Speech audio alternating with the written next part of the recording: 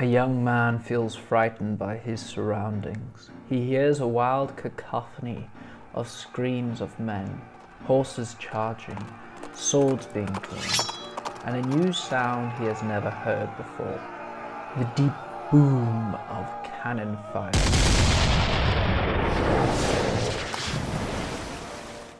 That sends shivers down his spine. The man hears the boom again, and in less than a blink of an eye, he feels that he has been knocked down to the ground in a haze. Struggling to breathe, he lays on the floor. He is utterly confused about what has just happened. When the man tries to get up, he struggles and feels a warm liquid on his thigh. He looks down to see that he is missing a leg. Although not in pain, the man is in shock, and he feels his labored breath slowing. He looks up to the skies as everything falls silent around him, and he drifts off into an eternal sleep. The Battle of Bosworth Field has begun.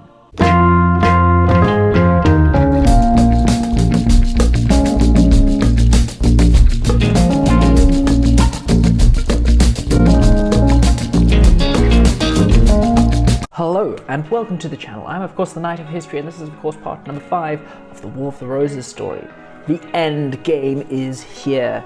A story that has bloodshed and family rivalry. Today we are going to end the War of the Roses with the Battle of Bosworth Field. If you haven't watched part number 1, 2, 3 or 4 yet, I suggest you go and do that first before watching this video. Then more importantly, if you're feeling charitable, please find the link in the description down below to donate to a charity called Mercy Ships, hospitals that help people who have nothing. So if you donate, it will help out. I've also decided to run the Milan Marathon, because I live in Milan, to try and gain more funds for this charitable event. So please, if you can, go and give. If you can't, you can stay and watch, of course. Please like, comment and subscribe. Now, let's get into this. Before we get into this, we do have a Donors Wall of Fame for people that have donated so far. We have Shireen from Scotland and Ava from Namibia. Thank you both so much for your amazing support. You are lifesavers. Now, let's actually get into this. Today, we are going to try and find the right heir to the throne. If not the right heir, maybe the one who actually won in the end. We're going to try and decode this mess of a family tree. It is by no means an easy feat. When Richard III had been named king after killing his 2 young nephews, a new unlikely claimant to the English throne emerged. He came from southwest Wales, and his name would in time become infamous thanks to his son.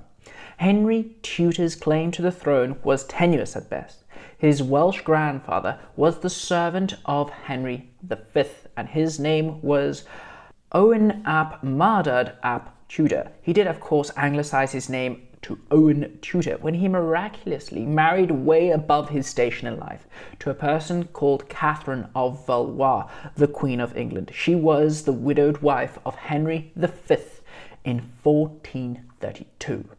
Henry Tudor was a member of the House of Lancaster, a man who had really amazing self-belief. By 1485, he had spent 14 years of his life in exile in France, waiting and preparing, making his bid to the throne of England a realistic opportunity for him. Henry was greatly aided by his formidable mother, Margaret of Beaufort, who was the great-great-granddaughter of Edward III. Now, before we go on, I just want to talk about Margaret quickly, Henry's mother, Margaret Beaufort. She was married to Henry's father, Edmund Tudor, at the age of 12. Her husband, Edmund Tudor, was 26. Of course, this is weird and illegal in today's standards, but this was her second marriage already. A year later, by the time she was 13, she gave birth to her son, Henry. Just before the birth of her son, Henry, the father, Edmund, died. So this little girl at 13 years old had been married twice and was a widow and a single mother, all by the age of 13. She would go on to marry twice more, ending up with her fourth husband, called Lord Stanley. She was always looking for political gain. She moved between the House of York and the House of Lancaster when it suited her best, and of course when it suited her son Henry best. She bid her time, right? She was waiting for the correct opportunity for her son Henry to strike. And strike he did. On the 1st of August 1485, Henry Tudor landed on the coast of Wales and marched towards England. Behind him, he had only a force of 1,000, mainly French, soldiers. Henry hoped that he would gather up troops on his way to a potential battle, but England was war-weary. By this time, they had been fighting the War of the Roses for nearly 30 years. And before that, they had the 100 Years' War, a war that lasted 116 years. So they were pretty over war at this point. But by the time Henry reached the English Midlands, he was waiting for a showdown with the king, Richard III. And Henry had brought with him 5,000 men. Now, Richard III was a clever politician, and he caught wind that Henry was on his way. So he set up camp on the 21st of August on slightly higher ground at a location known as Bosworth Field. His Yorkist army numbered around 10,000 men, and they had the newest technology with them, cannons. Henry Tudor set up his troops at the foot of this small hill in the marshy bog. And of course they were outnumbered. There was no reason to expect the outnumbered and outpositioned Tudor Lancastrian force to even think about winning.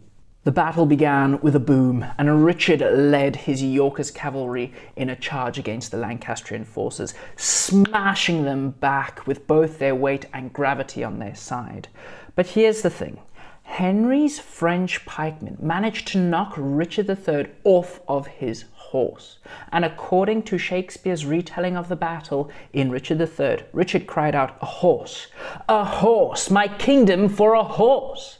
With their king in trouble, the Yorkists began to wane.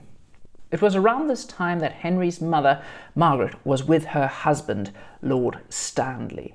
They had around 3,000 men with them, but they waited not too far away from the battleground for a moment. They waited until it was obvious to see who was going to be the victor, and then they would swoop on down and help the victor's army so they could claim that they were on the victorious side and gain the spoils of war. Which is exactly what happened. As soon as Henry's forces started to win, Lord Stanley sent his troops down and sealed the victory for Henry. Richard III was said to have died heroically. He was fighting off his attackers until he was finally cornered and overpowered and killed. According to legend, it was Lord Stanley who found Richard III's crown in a thorn bush and placed it on Henry Tudor's head, a kingmaker.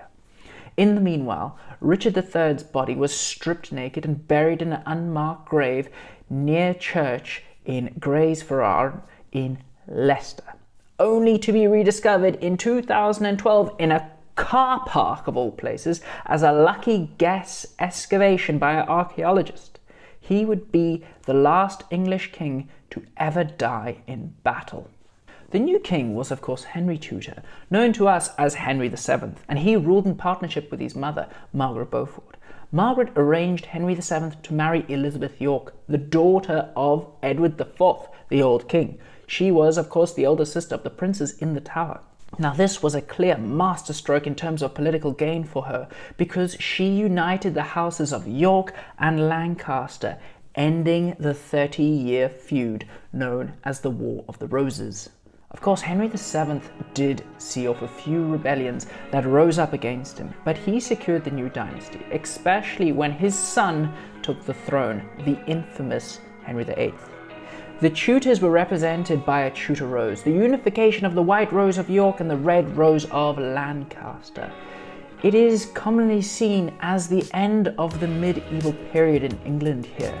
It is a fantastic story that rarely gave birth to series like Game of Thrones. I really hope that you enjoyed this series. If you're feeling giving, please go find the link down below to donate to the charity, and of course please like, comment and subscribe.